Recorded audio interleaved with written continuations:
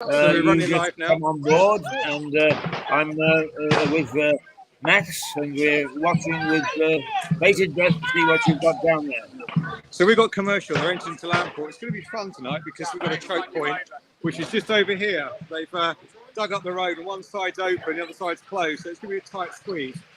So here Oh comes God, the, yeah. Here comes the Pioneers, the Indians. I hope you get a good picture. He's chucking it down here. I'm absolutely soaked right through to the bone. Hello. It's all right, it's starting to rain badly now, has it? Lovely. Yeah, Is that lovely? It's brilliant, yeah.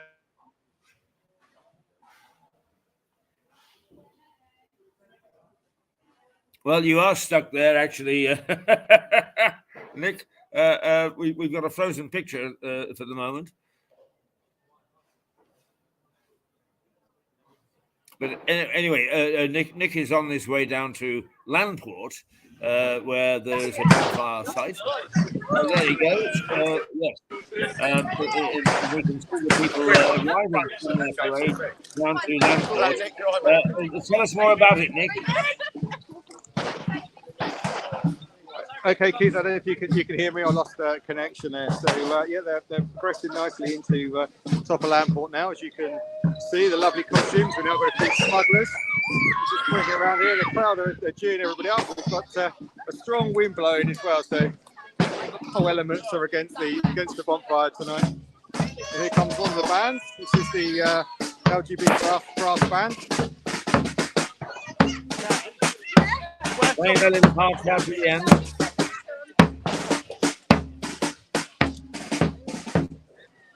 So we're back to the smugglers at the moment, coming around, and hopefully from the rear we'll see the German Baldsuit band. Hello. Are they German? A proper German band, or just a pseudo? Sorry, can you repeat that? I was yeah. Is that a proper German band, or is it a pseudo German band? No, it's a proper German band. They've been staying in Lewis for the last few nights. Had a impromptu. It's going to be a bang. Stand by. There you go. There was an impromptu play outside the Elephant and Castle last night. I can send you the video on that one. It's brilliant.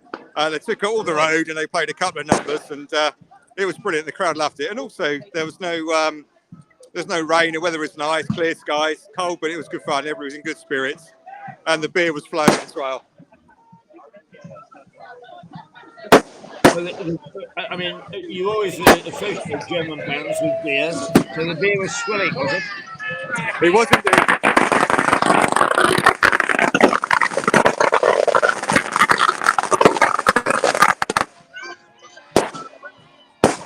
Here we go. A little ragtime band. Ah, right. How many members of it? I can't tell you, Keith. They've gone past. It's thick smoke. I'll let you look at the replay. Here we go. Just, and let you savour the moment. I've got some quiet time there. So fire away. Ask me a few questions. See if I can answer them. Right, just tell us, because I'm an observer rather than an in-depth reporter, those sweaters, who are they for? They're for commercial. That's their smugglers. So they're yellow and black. Right. Correct. And Max actually asked coming from further back. Sarah, yes. How far is it from the road down to the bonfire site? It's quite a trip because they kind of zigzag from the top of. Hello, how are you doing? Hello. Yeah, so they kind of zigzag down through Landport. So Landport's like a honeycomb, and depending whether they're running on time, running late, or running early, it's what route they kind of worm down to the fire site. So as I pan the camera around, you can see my finger beyond this tree line and further, almost next to the Powell's duck pond. is the Lamport Recreational Ground, and they're over there somewhere. All right. Now, can you explain the first pioneers, the second pioneers, and all the difference in costumes? They are. So they're the Indians. And to be honest with you, the diehards are out in their lovely costumes, which they take, sometimes a few years to perfect. And they're out tonight in all this inclement weather, and those poor feathers, getting soaked and saturated. But what I saw of them was fantastic. It's absolute detail was brilliant. So this is Eastfield Bonfire coming along now, and they're in Smuggler, and they're red and black. Why does Heathfield join Landport? Well, it's a visiting society, so you may find Eastfield or whoever they were, sorry I forgot the name now, would have probably invited Commercial to their out meeting, and they're just repaying a favour on the 5th, so they kind of march with Commercial. We just go into the road before. Yeah. I get run over by do they do that every year, or is it just this year? I think every year, but then different societies get invited to different societies on the 5th in Lewis. And then there's some tradition they've been affiliated with, let's say, Commercial for years and years, so it's tradition.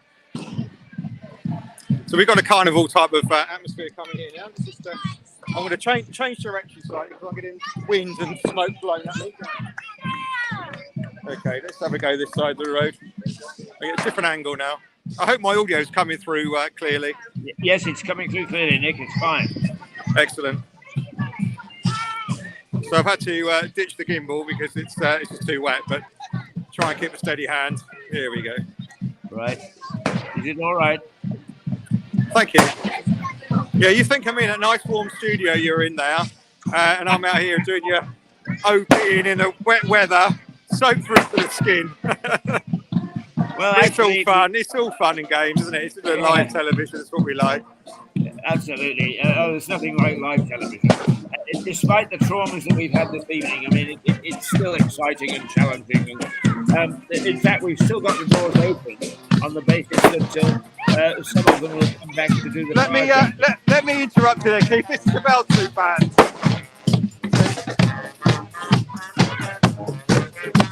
All right.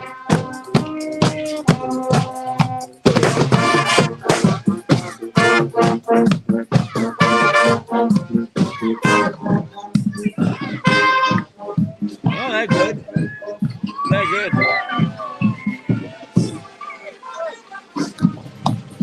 How many members of Waterloo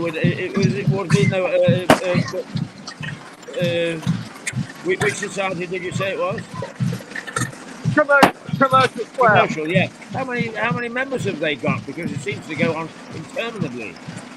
Well, must be a good 100 there. Yeah, easily. I'd have said double that number if I was taking a count. Yeah, and I imagine the first few marches that you're going to have a lot of people. I mean, the weather's going to put people off. Some are going to go directly down to the fire site. Let's just like challenge Annika here, where we're going for a quick run. They go, Keith, follow me, Keith, to the camera. Here we go. Let's see if we can do a little nifty shortcut here and cut off at the head. Here we go. Can you hear the music? Yes, indeed. Very good. I'm going to somehow find my way down this wet grass bank. Don't slip. Here we go.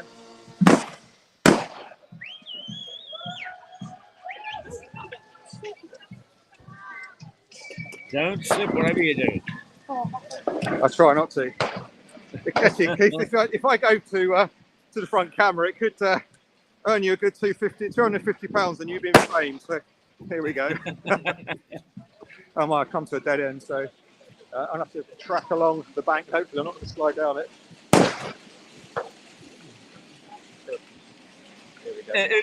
Is it terribly wet down there, Nick?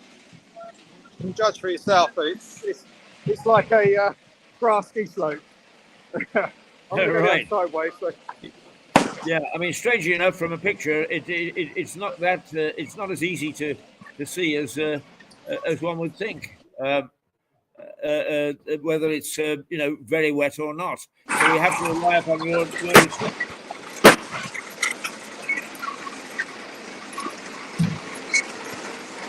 Have you gone into a ditch?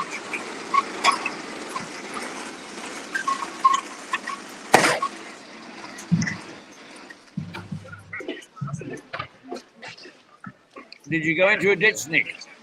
I've got technical issues at the moment. Just bear with. Oh. Welcome to the club. Welcome to the club.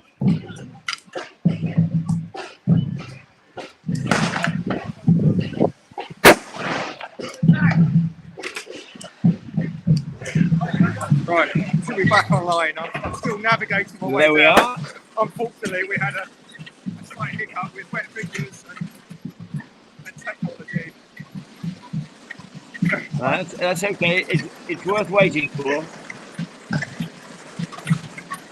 Okay, so to answer your question earlier on, what route do they take? Well, it looks like they're taking the long route. They're going along Meridian Road, and no doubt they'll be turning down into Fitzroy Road, and then probably Horsfield Road, Landport Road, and into the fireside. So I'm going to see if I can stay with them as long as possible.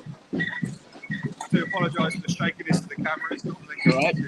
This is the bonfire site that's next door to the U's, isn't it? There we go. This is their boundary band, so they're just waiting for a little bit of space in the road to start their music on.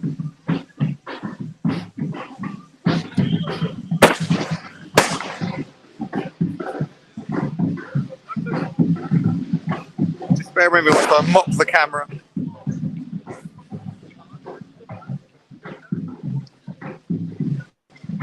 Just rather dark, so it's fine. Lights shine the light.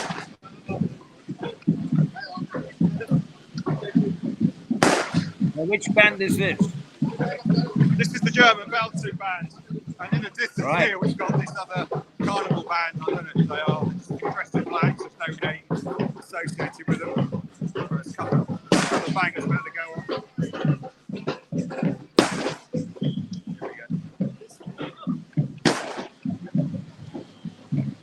How's it going so far, Trish? You're live on TV. Oh, hello. Yeah, great fun. Great. Die Hard's fantastic. I'm well pleased. Pioneers Soaking around. wet. Soaking I wet. bet you are. Yeah. Have it. a good one. Take care. And you, love. Bye.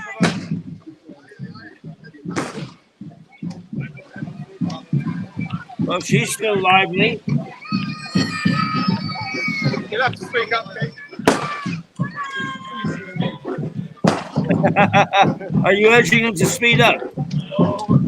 I'm sorry, my friend. I must have water in my ears. I'm just hoping that the umpire band are going to knock out a few notes in a minute. They've come down this road here, which is Meridian Road, and as you can see, the cars are still parked as they would normally do. And there's been notices up, but not to say move your cars because they need whole street. There's notices saying leave space for emergency vehicles. So somebody's leading and says, you know what, we're going to go the long way around, which is fine because at least the neighbours can have a look.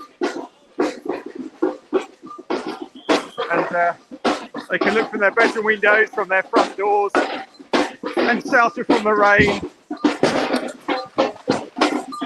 I'd love to bring you some more interesting facts, but there's not much we can say at the moment. Can't really see much. Just to wake up from it, it's very stiff. We sit down and everybody's like, stop waking.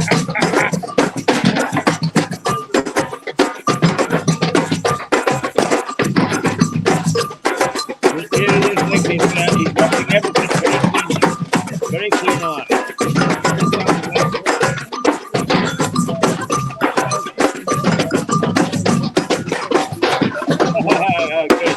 Lovely.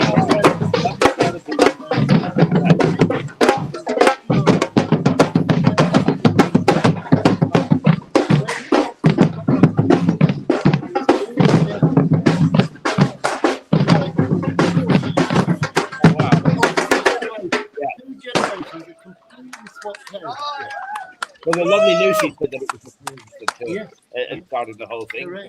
But it's good to see them carry on the tradition, and so many of them, and so enthusiastic. Yeah. Here we go, Keith. This is the Bell Street Band. We've always encouraged it and given them first refusal every year because Yeah. that's tradition. Well, I mean, this hotel. Here we go, Keith. I Nick, we're talking to Cliff. He wants to know how many bottles of wine did you drink this evening? What's your question, isn't it?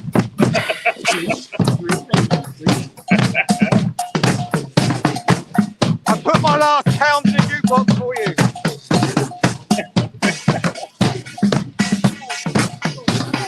This is a German band that is I keep wanting to say Bowen.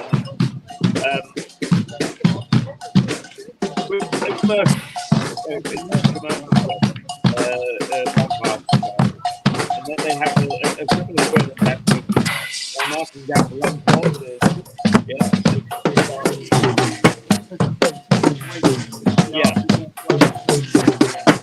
Well, I was just saying to next, the only one about that.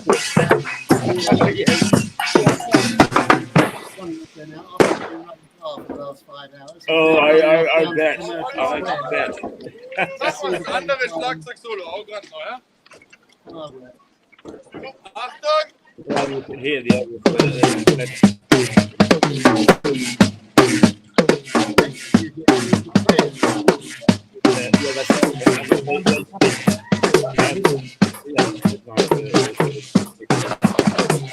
What time are you closing the bar?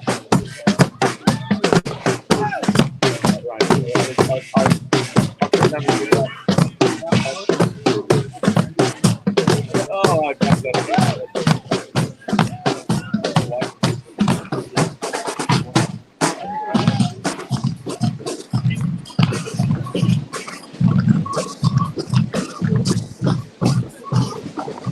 Now, who are these people, Nick? It's the same band, Keith. It's the Bell Street Band. Ah, right. Yeah. As I said earlier on, I put my last quid in a jukebox for you, and I said to them, guys, random tune for Keith.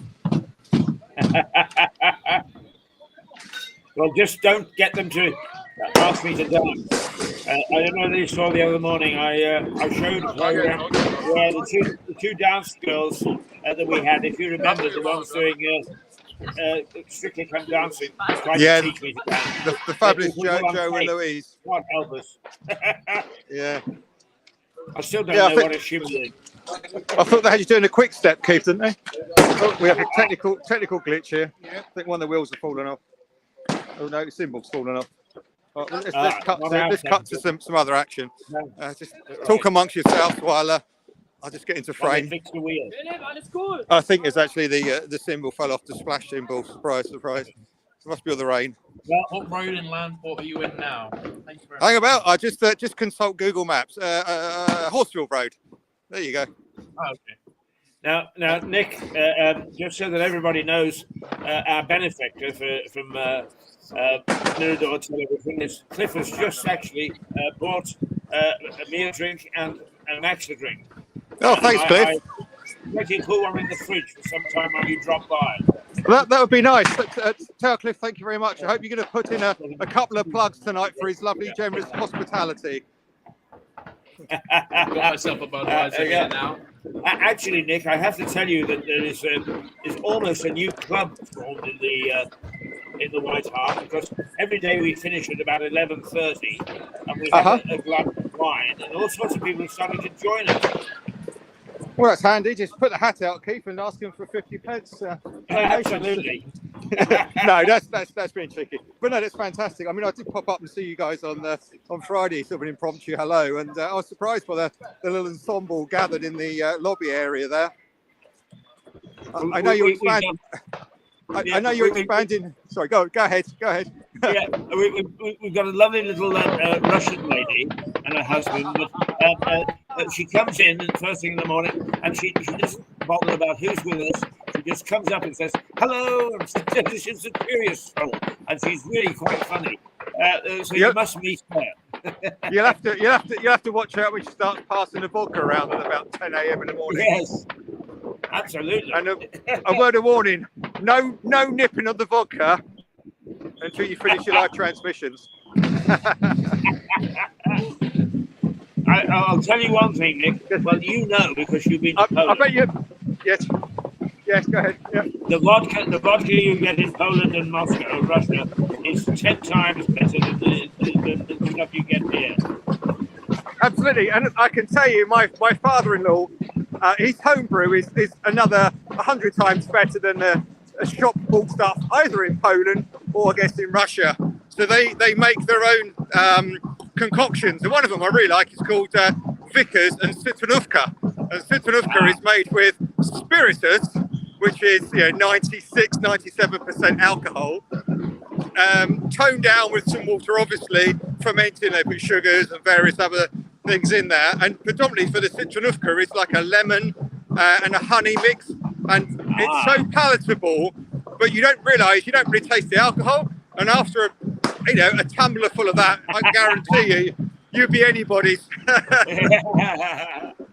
Well, just when Poland came into the EU, I was doing some work with Reuters, and we were looking at the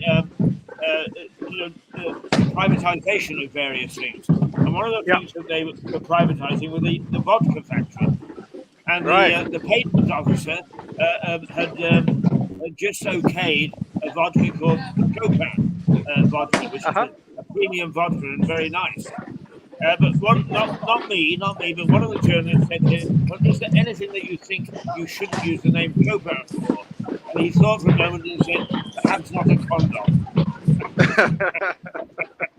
I'll tell you a quick story, Keith, whilst we're rambling on, just to kill a little bit of time. I went to Poland, 4 kids came along, so my oldest is 15. Oh gosh, it must have been 17 years ago, to a little island called Swinoujscia, which is shared with the Germans. The Germans know that it's Peenemünde. That's enough. That's enough for the night. Oh, thank you, Cliff. I can smell the alcohol from here. Yeah. So back to my story. So my mother and father lived on this little island called Swinoujscia, which is shared with the Germans, and it's called Peenemünde in German. And on the inlet into Stettin River, I forget what the actual name of it is. I think it's just called Stettin River. There was like this. All I can explain is like a scene out of Thunderbirds, a concrete structure with like 3 legs, like a tripod, which is the harbour master's lookout and offices and living accommodation. And I said to my father-in-law, I'd love to have a poke around up that tower. And one day he came home from work. He said, it's all been arranged. He says, we're going to nip there at 6 o'clock at night. We've got to meet so-and-so by the gates. They let us in. So we got there, 6 in the evening. Guy came down, took us to the lift. Up we went. And straight away, the thank you gift was passed in. It was a bottle of Poland's finest vodka. And that sort of unlocked anything you want to do and ask for. Brilliant, absolutely fantastic. And it was a great evening, a great sort of history lesson of the port and how it all works. And that's just a bottle of vodka. Anyway, enough of me rambling on. Now, Nick, we're seeing fireworks go off in the distance and also some flames leaping up. Who are they? That looks like Waterloo. I mean, I can see it, but I can't feel the heat, which is a shame because my pinkies are going numb. Are they? From clutching the microphone. Holding the apparatus, let's just say. Yeah, right. Right, we're but actually, this is your specialty, is recording from the bonfires. I mean, you did a brilliant job last year, and you're doing a great job again this year. Oh, bless you. Well, this year it's been a bit more sticky tape over a few things. We've had a few technical hiccups, which is beyond our control because you're working from a temporary location. And whilst everything was checked and double checked as a lead up, things happen and connections drop. So, this is live, and that's what you get when you do live stuff. You get one chance. All's well that ends well, and in fact, this is a brilliant way to end it. Although we are going to stick around for the people jumping the bonfire. Yeah, so this is Commercial's fire site here. As you can tell, we've got the main fire which is being lit. They light that by throwing the spent torches from the tar barrels and from the procession onto the bonfire to get it going. And in the distance, you will see in a moment their firework display. I'm not going to venture down to the squelchy wet mud. There's a big puddle here, which is almost like a lake. My shoes, whilst they've got a little bit of water resistance left in them, are doing a grand job. So I don't fancy having squelchy feet for the rest of the evening. So we'll spin round in a moment and catch the German band. I think the wheel and the splash cymbal's been reattached. I can hear some percussions going on. And they slowly come along. Did you get a chance to ask them how they enjoyed the evening, Nick?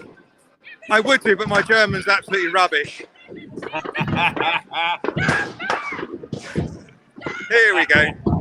So we have Mr. Tate here is leading the band. He's doing a fantastic job. You can't really see him because it's the dark. Let's just listen in to the German band.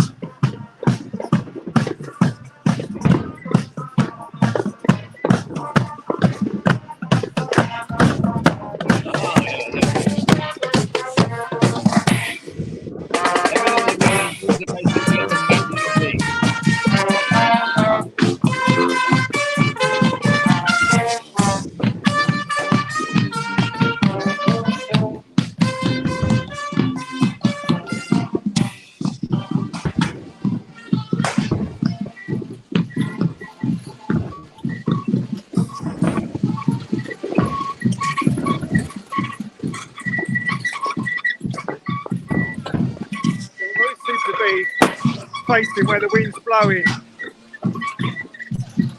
Is it stiff wind?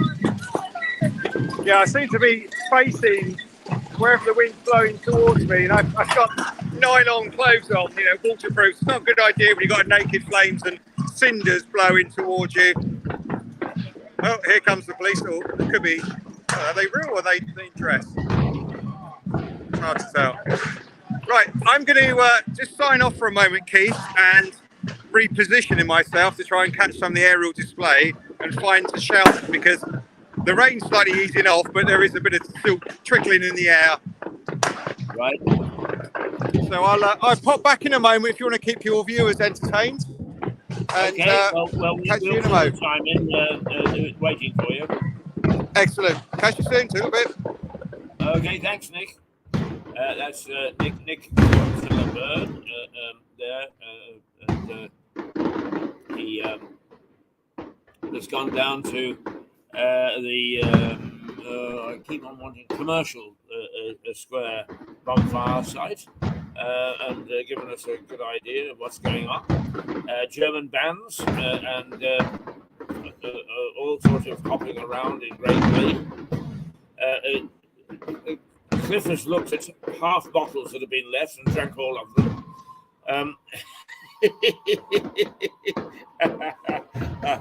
I have to say, Cliff, you had a really good group of people together that party tonight. And it's always nice when people are enjoying themselves outside and inside. Yeah, indeed they were. And I think that I wouldn't want to have been anywhere else on bonfire night than here, because they were very jolly lot. I mean, this is my first of a bonfire, and what a location to be at. Yeah. Especially on the balcony while we film.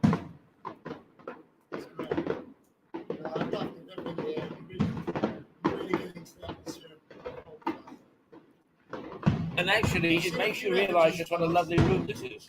Yes, no, it's really lovely. Have you lived in Lewis all your life? No, only the last 33 years I discovered that. So, just at the time to keep then. Before that, I was down in the New Forest in Hampshire. So, I knew of Lewis before I moved. I knew, that's why when I heard about it, my imagination. And I find it still captured all those years later. It's just because of this kind of thing that you do stay with it. There's so many festivals in the town. Yeah, and it's a pretty good location as well. Cliff and Sally knew my wife Valerie very well. They worked on all sorts of committees together with the arts festival, didn't they? Yeah. Committees together for many years and many happy years. Lewis Festival Committee was a fun committee to serve on. That's right. Yeah. And what was the name of the chap? Jeff Pilgrim. Who started it? Yeah. His concept to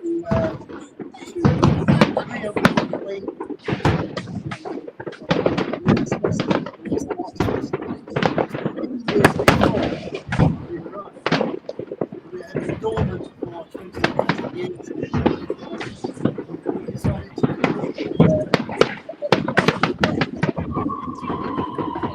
and in fact, that was one of the things that started the so-called Rocket Radio or Radio King, I think it was. We covered the arts festival that first year. Yeah. To have our own radio station was so, so great. It was good. I mean, we did an awful lot. I was saying, Cliff, that one of the things that bothers me about the younger generation, and for that matter, some of the older generation as well now, is they have no sense of duty. And we had a great sense of duty in those days. We did it for the community. Nobody was making a penny out of it. Well, I think the community gave us because we put a bit in. I think with most things, the more you put in, the more you get out of it. So it's kind of a two-way relationship. Well, I mean, I think you're being modest because I didn't have much to do with the arts committee, just the radio stage. But I think that you all did a tremendous amount of work. And I can remember Jeff Pilgrim. I met him on the street, and he looked at me and he said, "Lewis has got a festival." Absolutely. Yeah. And I think the mark of that, and how much Lewis wanted it, was that on the first year, it was £20,000. Really? Wow. That was from a cold start. So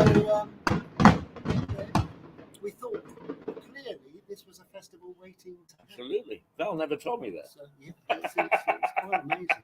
But it obviously all went back into the festival. Absolutely, yeah. And, yeah. Because we had to perpetuate it. Yeah. But it was a good, that first year was quite special, wasn't it? Oh, yeah. It really was. It surprised me how much I enjoyed it. We thought it didn't feel like hard work. No, because quite. I think whenever you get success and a good response from the public, it just doesn't feel like hard work. No, that's the reward. And it's a pity it's still not going. Actually, unbelievable. Yes, I never thought that would happen. But, well, I remember having to back out when, on top of everything else, with the business to handle and 2 other vice chairmanships, I suddenly had twins come along, so something had to give. Yes. I thought I would rejoin it, but it didn't exist for. Well, I mean, you're a young man yet. What are you, 40? Oh, you've got time to do it all again. That requires energy, I'm afraid. Something severely lacking now. Yes, I'm sure somebody will do it again. I've noticed that you've cut down to 14 hours a day. Yeah, I mean, I know because I do 13 and a half. Yeah, you certainly do. I can verify that. And you keep cheerful all the way through it. You beat us all on that. Even though it is your 15th glass of wine.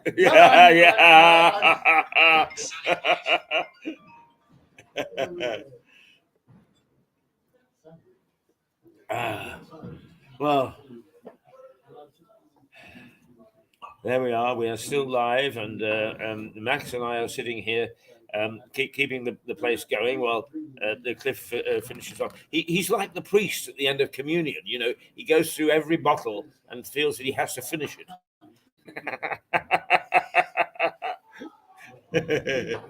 But it's been a marvelous party here. And here at the White Hart, yeah, and we can't say sorry enough that the technical side got so badly cocked up. But as I was saying to Max, he's fairly new to the industry. Is you only find out by making a screw up and actually experiencing it. It's the only way to do it. And I've only been in this industry for 5 or 6 months. How long have I been working for? Yeah, about that. Yeah, about 5 or 6 months. Well, I must say, I did warn him that I would get on his back a lot, but the one thing that he knows that I'm very impressed with is his presentation skills. And for those of you who have not seen him, I think it's Wednesday and Thursday, isn't it? It's on big days when you. Wednesday is me and Stuart, where we just argue endlessly, and that is quite a lot of fun because me and Stuart agree on almost nothing. And me and Liza Page's show on a Thursday is a brilliant show as well. I enjoy that tremendously. Yeah. We get along very, very well. Well, he's got a very good talent for presentation. So, the other things will come.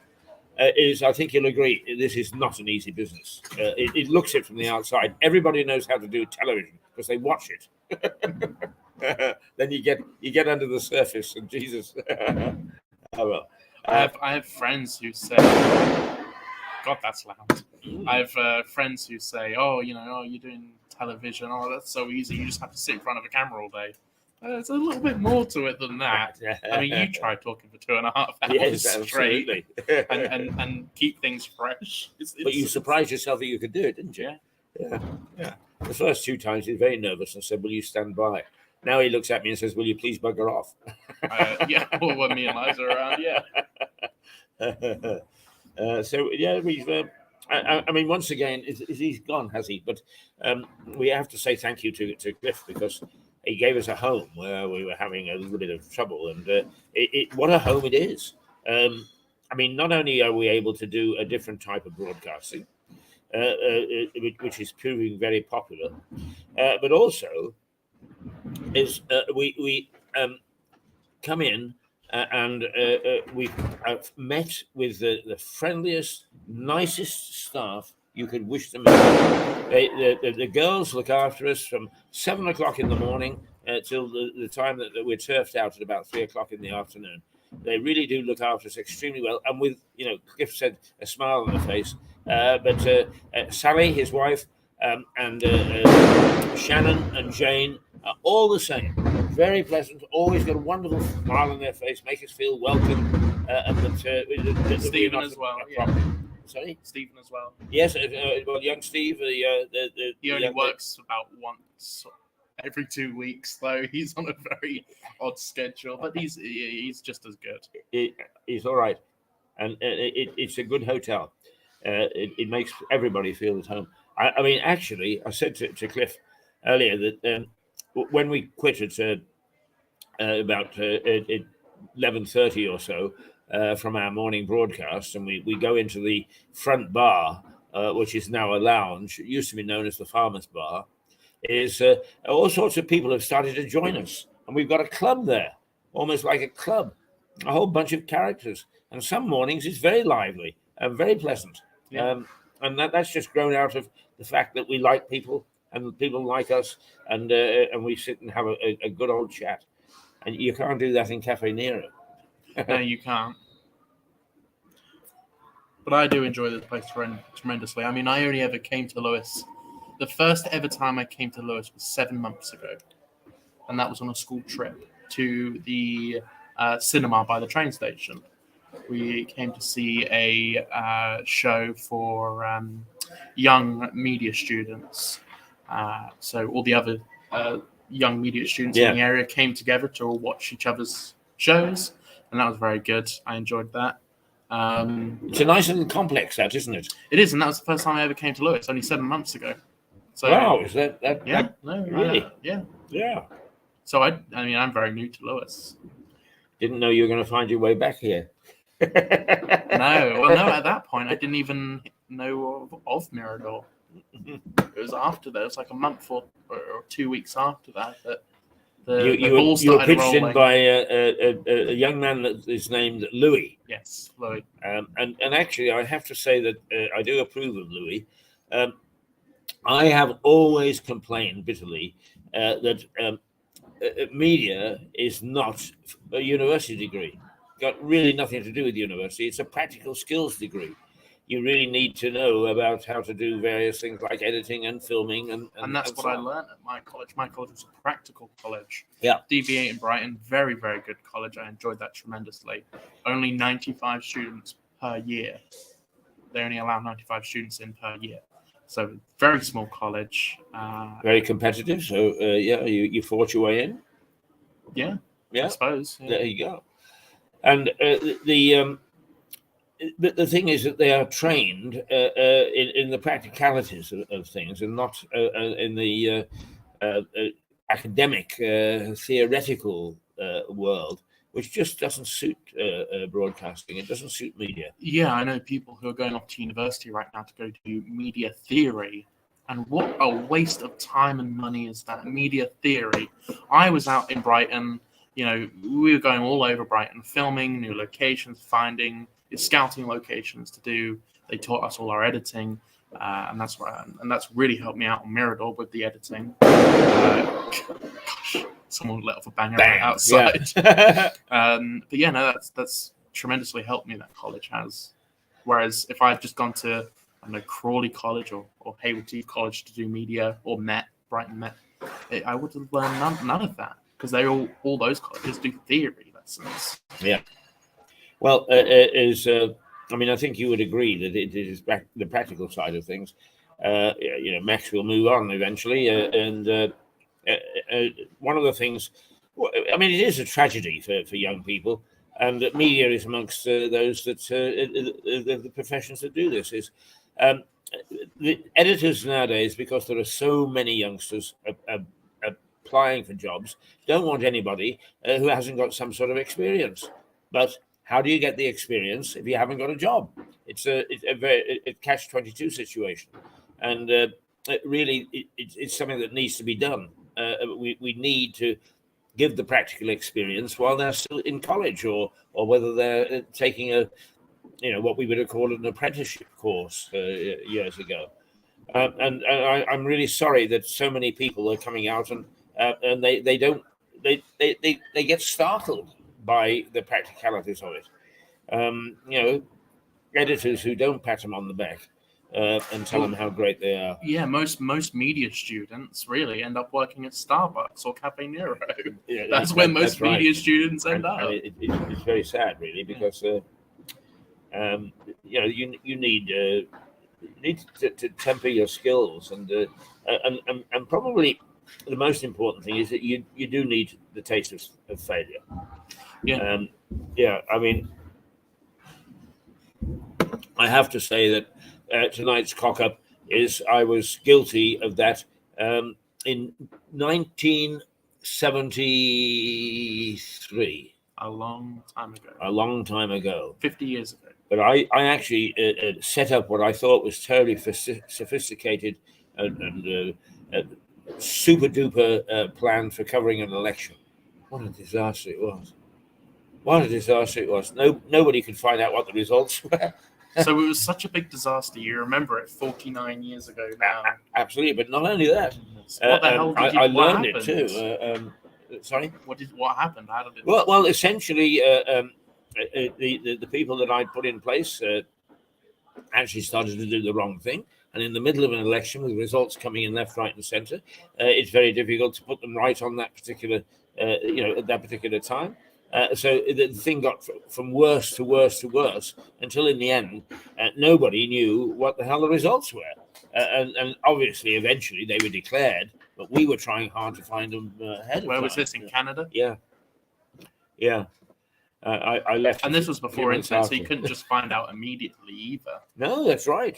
We were our own masters, and we had to sort of look very shamefaced and take the stuff from the experts.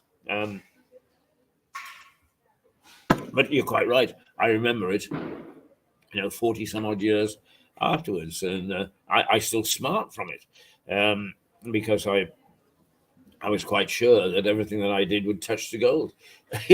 And this disaster was more than I could bear.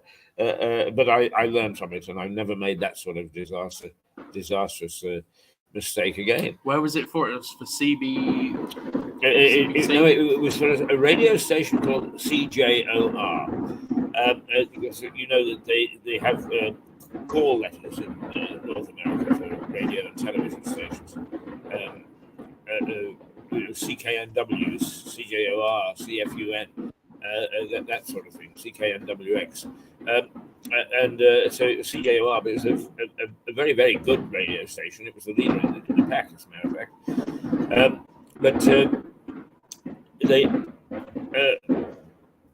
They forgave me. How or why, I have no idea. They forgave me. But by golly, I'll tell you, I was on my toes for months afterwards to make sure I didn't cock up again. And I didn't, not in that serious way, because I learned from it. So what, did you accidentally give out the wrong election results and say so-and-so won? We didn't give any election results out.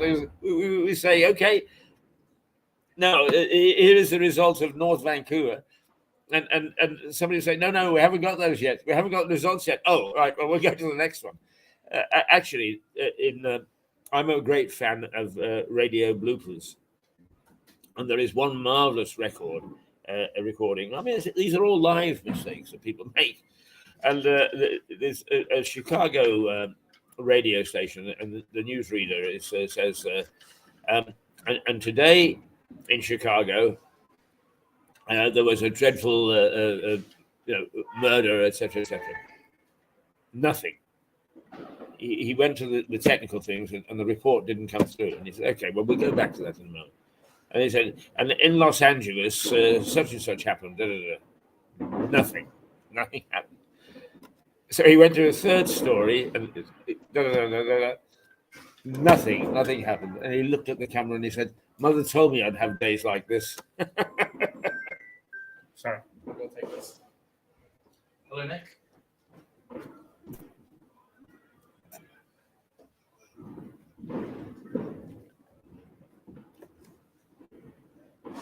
Okay, I'll let you back in now then, yeah?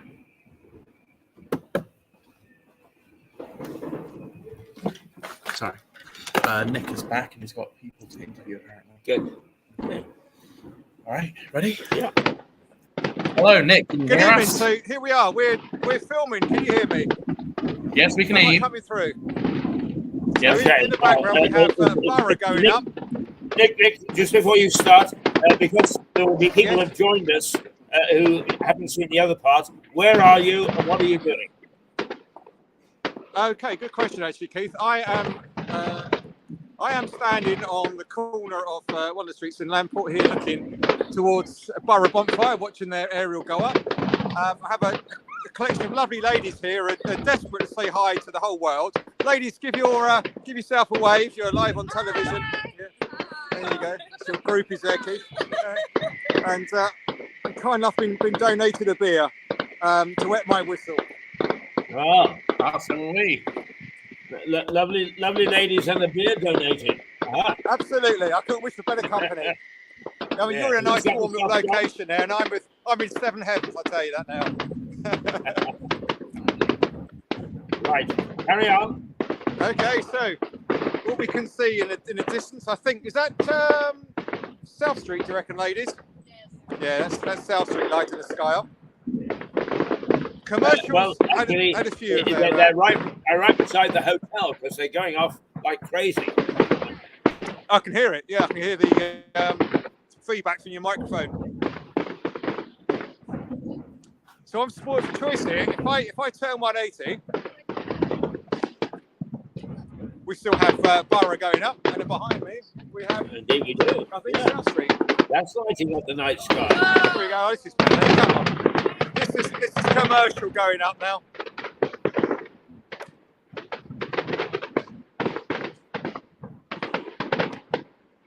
So there's like an echo in the background. It's actually a society from behind Mrs. Borough, and it's kind of bouncing off the downs across the valley. Right. Nick, for those people again, Nick, if you have not overseas viewers, for those people again, explain that there is a competition between each bonfire to have the best fireworks display. Okay, well, it's a tricky one because every year, you look at different fireworks from different societies. You go to a fire site, you think, oh, that's boring. You think, oh, the one behind me is fantastic. Next year I'll go to that one. And you look down on the one you went to the year previously, and that looks fantastic. So it's depending really on where you're located, your viewing vantage point. And I think all the societies put on a fantastic display. And don't forget, the majority of this is all done through fundraising, membership, and then doing events during the year, which they plough their money back into putting a fantastic night for the crowds. Right. And actually, it is said that if you want an expert on fireworks, come to Lewis. Absolutely. And a really good expert on fireworks, sadly no longer with us, was my granddad. So he used to make the original Lewis Rousers, which is like a banger, a really loud banger. He did try to explain years ago when he was alive how they would bake the paper and various things and really compact it, fill it with gunpowder, put the fuse in there and light it, and away they go. True bonfire boy through and through. And he was staunch commercial for many, many years. And that was your granddad? That's correct, yeah. Both, well, actually, my nan and granddad, my mother and her brother were staunch commercial for years, made their own costumes, got heavily involved with society. In fact, my mother today was telling me about the book that my granddad had drafted on how to make Indian headdresses and all the finer details of beadwork, the leather work, the detailed colouring, the painting of the leather, etc. Amazing book. And years ago, I did get a chance to flick through it. There's so many illustrations there, and it's a real family treasure. Just go around to Borough here. Sorry, it's a street lamp we can see. It's not very good. Switch you back. Sorry to make you all dizzy in front of these screens. So you've got an inheritance of expertise in the fireworks. Absolutely, yeah, absolutely. I must ask my mum if she can take it out and flick through it, because it's well, it is an encyclopedia into headdress making.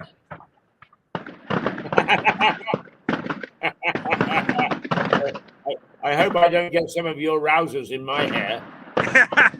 You may find you get a rouser in your pocket, so watch out.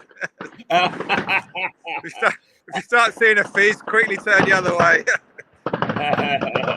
Actually, the late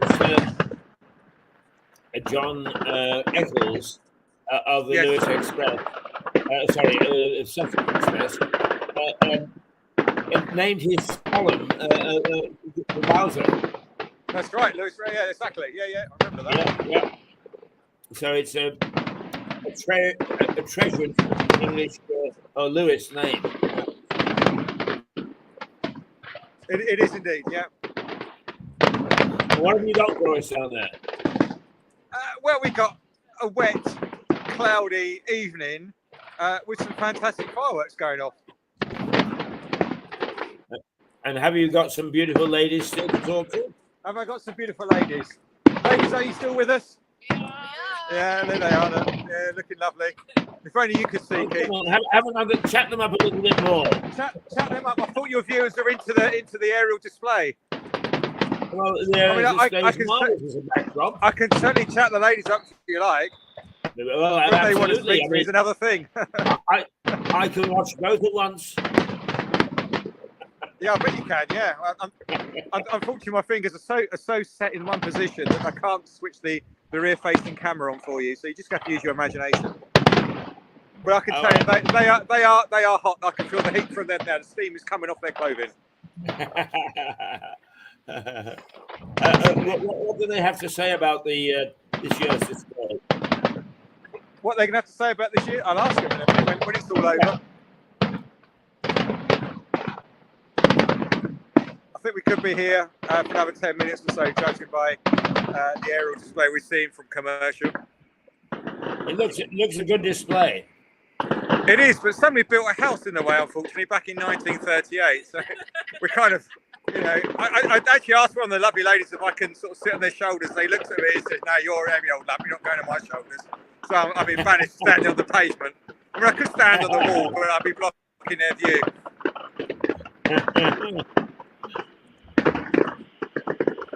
No, it's a fine display, Nick, and well done for covering it for us. You're most welcome. I'm pleased the connection's held up. I don't know how bad you can see this. I think my camera's slightly wet on the lens. But the aerial displays here. I mean, I'm spoiled for choice. I'm sorry, but I keep spinning the camera around, and you've got Borough behind me going up. You've got this wonderful commercial display, and the aerial display going up as well. Look at that. How many bonfire displays can you see from there? At the moment, it's just commercial now. I think there's a few more aerials going up from Borough, and I can hear the crowd in the background cheering them on. Right. So that's 3 you can see. Yes, I can now see. I think it's South Street in the distance, far distance. I see the flickering in the sky. Oh, it's a lovely can of Polish beer I have here. It's 7%. So if I start waffling, it's having a fantastic 7% effect. Beer. What is in that? It's a dark beer. Are you going to get home, Yeah, I'm very fortunate. I've got quite a long walk home, to be honest with you. Well, so have I, but I can't make it. So I'd rather think that I might stop in the corner here in the hotel. Go for it. I mean, you can. Why didn't you ask for the bridal suite, Keith? I would. I think there are a couple of brides in there. I'm back with you. Are you still broadcasting? Have I lost the link? Oh yeah, no. We're still live. We're listening to every word. That's why I was quite anxious for you to actually interview the ladies, because I will go back to the ladies. Yes, quite serious. We do have a large American audience, and they like in America. Yes. Yes, I don't know if you got my last reply. So you said about staying at a hotel. So why didn't you go for the bridal suite? I said I don't think the brides would take me. I think that lovely warm water bed you have all to yourself there, Keith. Yes. Yeah. Believe me, Nick, the older you get, the less feeling you get to the opposite sex. You actually pile into bed. Oh, bless you. Anyway, I think some of the ladies are leaving now, Keith. They're disappointed that we haven't given them so much airtime. And I think they're debating it between yourself and Max now. Well, they've left without talking to us. Yeah, they're so impatient. They've been waiting to have some airtime, and I've been too busy filming what's going on in the sky. Well, ignore what's going on in the sky for a moment and talk to the ladies. So, ladies, how's your evening been so far? Wet. Yeah. Very wet. And what's your thoughts on the processions? Did you have any particular society which sort of stuck out in your minds at all, which caught your eye? The costumes, Yeah, or the tabs were good. were they? Yeah. All of the tabs. I researched some of the tabs, which were. I heard someone saying that there was Theresa May. What's her name? One has just come out of Parliament. Liz Truss. Yeah, getting my age, it all falls apart. Yeah, there's 2 of them. Really? Yeah. Yeah. So commercial and Waterloo did Liz Truss. Oh yeah, Keith. So commercial and Waterloo did Liz Truss. So they were the tableaus for those 2 societies. And it looks like commercials aerials finished, but you still have Borough in the background. Street lamp in the way. Yeah. The only night you. Sorry, go ahead. You said these ladies destroyed Liz Truss. They did, yeah. They said stick her a rocket up, yeah, and yeah, I can't repeat the rest of it because it probably gets censored. But yeah, down with the government. Yeah, well, tell the ladies I'm very sensitive to their cause. I will do indeed. Yeah, they're saying bring back Guy Fawkes, all is forgiven. Absolutely. Well, I mean, if they weren't both married, being so lovely, I would share the bridal suite with them. But as it is, I shall let them go home in peace. Oh, bless you. I'll let them know that. You let them down gently, Keith. So it looks like commercials finished, and we have a few more kicking off over at the Borough site, which is up at Lamport Bottom. Surprise, just up on the back of Neville. You can see that in the distance there. They're still going for it. They really are magnificent displays, are they not? I think, look at the weather. The weather's awful. Yeah, the bonfire boys and girls, come rain or shine, are devoted to their cause, and they're out there, and they're putting on a lovely display. You've got to give it to them, really. I mean, other aerial displays, leading up to bonfire be cancelled, but the fifth has gone ahead, and that sort of fits with the saying, "We will not be druv," and you can see that tonight. Yeah, absolutely. No, it's all been. I mean, congratulations, ladies, because I know you're part of it.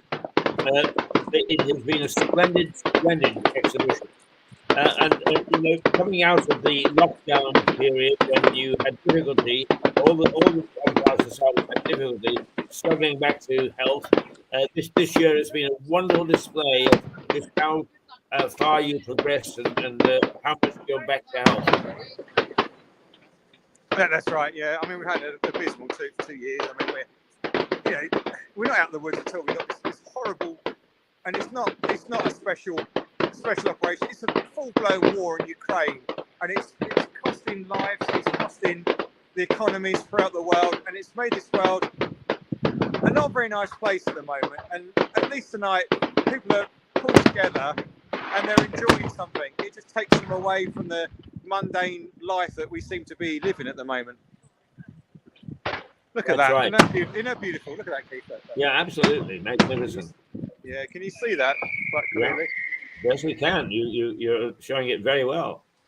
Bless you. Well, I for the techies out there, I'm looking at a tiny postage stamp size screen. So I'm hoping you're sitting in the comfort of your lovely warm homes and seeing this inglorious Technicolor. All right. Well, Nick, wonderful of you to go down to the bonfire tonight because he can't be. I mean, pleasant though chatting to those ladies is, and pleasant so though the firework display is. It can't have been going down to the site generally with the weather the way that it is. So well done that you did that on behalf of the and we really appreciate your efforts. You're most welcome, Keith. It's always a pleasure to assist you guys and to be your roaming reporter, come rain or shine. And I think that's it for Borough as well. So I'm going to hand back to you guys, and hopefully, if that beer is still in the fridge for me, if Cliff is true to his word, I'll venture back up to the Prez and try to go live if data connection would allow.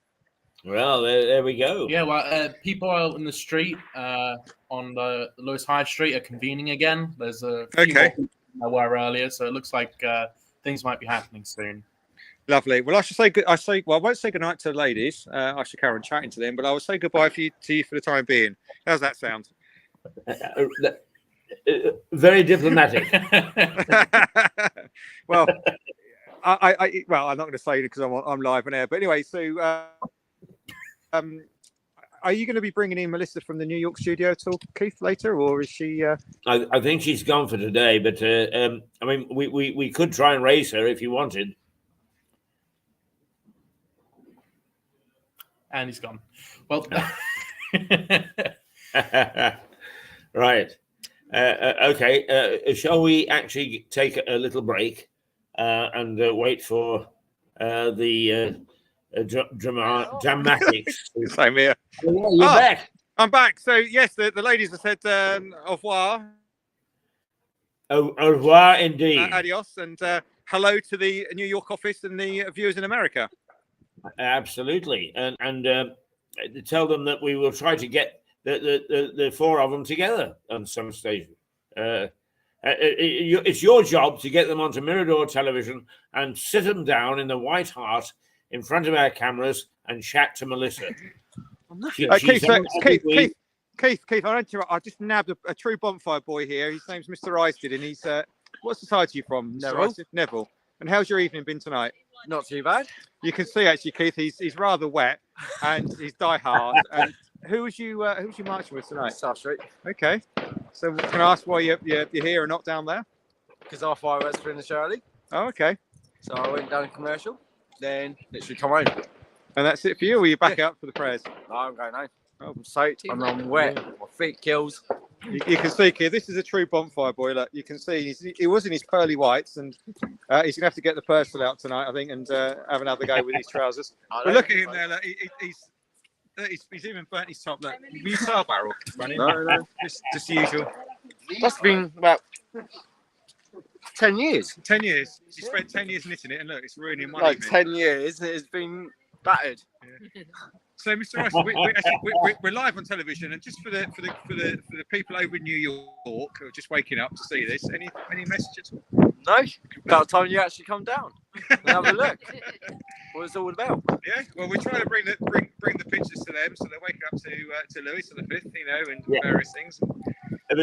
Be careful what you wish for, the two of you, because Melissa does actually come over here, and the last time she was over, she took her son, Connor, down to Harvey's because he was interested in beer making.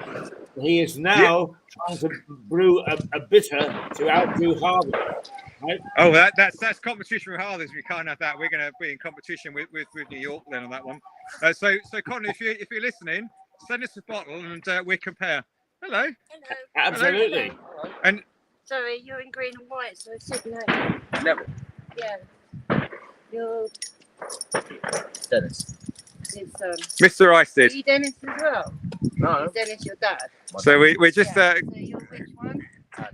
we're having a little chat on the street here with people walking back from the societies. But Keith, I'm going to hand back to you in the pop-up studio in the warm. I'm going to go off and enjoy the company of two lovely ladies by the side of me and continue our lovely conversations about bonfire and bangers.